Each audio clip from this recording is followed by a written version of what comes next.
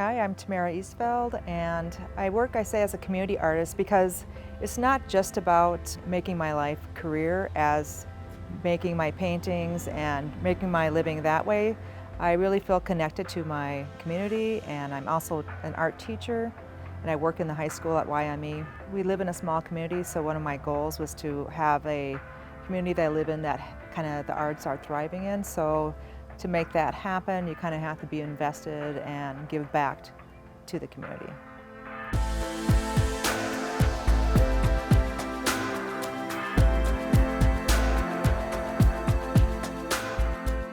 I really love doing any type of art. I think I'm probably best known for my painting, and it's like playing with colored mud. I mean, there's something about the textures of paint that is soothing and fun, and it's always something exciting.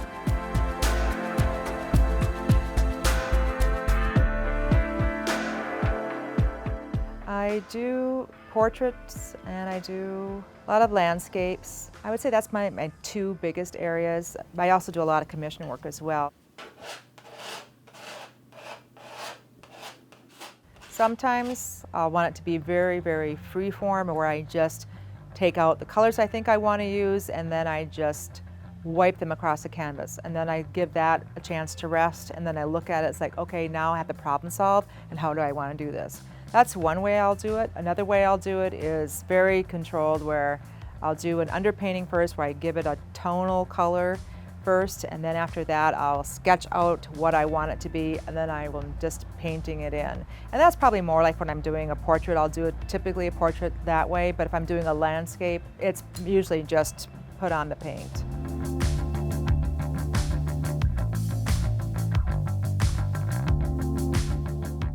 So one of the community type projects that I've been working on is a mural that's downtown along the river wall, and that was a grant through SMOC, which is a legacy grant.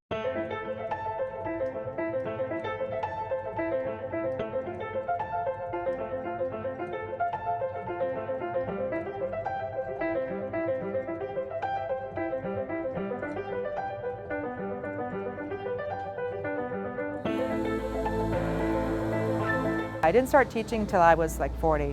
I don't know if I would have been ready to be an art teacher when I was 25.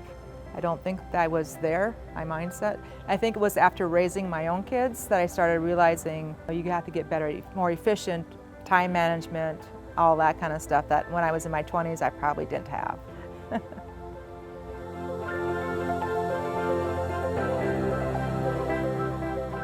When I'm creating just my own artwork, there's a sense of that wonder and creating and the process, and it's very fulfilling, and time just kind of flies by. But when then you can take that same and then pass that on, it's like passing on a torch. And you can see that same frustration, and then, you know, so excited when they get to a point where they're really happy with something that they've created themselves. And so that's what the joy of teaching is for me, is watching somebody else get excited about creating, or going just through that process of the frustration and don't know what I'm doing, getting better, and all of a sudden, aha, I love what I'm doing.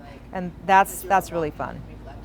Anybody can find joy when you see them. So some people wrote words on them like breathe, relax, enjoy, things like that. Living in Granite Falls, it's a small community. At first when I moved here, I didn't know many other artists, and that was kind of challenging at first, but then we kind of started the Granite Area Art Council, and with that kind of came connections to other artists and people who really were passionate about art, maybe if they weren't artists themselves.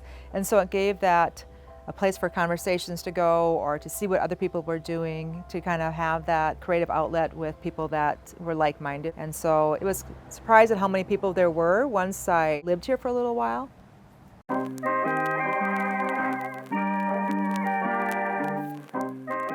I really feel I want my art accessible, and I want to be accessible to people in my community. So I have a lot of connections with community-based projects. So one of those projects is through the 100-year Prohibition anniversary. We have Andrew Bosted's home, and he lived here in Granite Falls.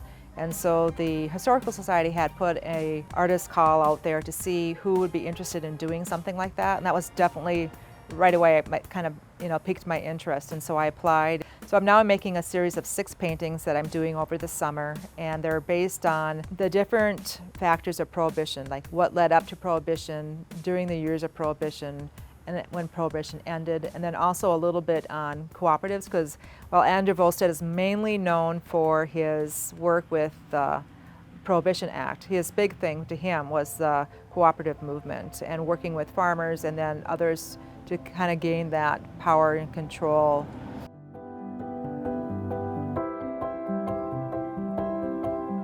I just wish more people felt that they could call themselves an artist, or at least if not artist, maybe a creative person. So I think sometimes they also think that if you don't do it full-time as a living, that you make your sole living on your artwork, that then you can't be an artist. And I don't think that's true either. I think art is more like a way of life. It's a creative process, not necessarily just your end-all to make money.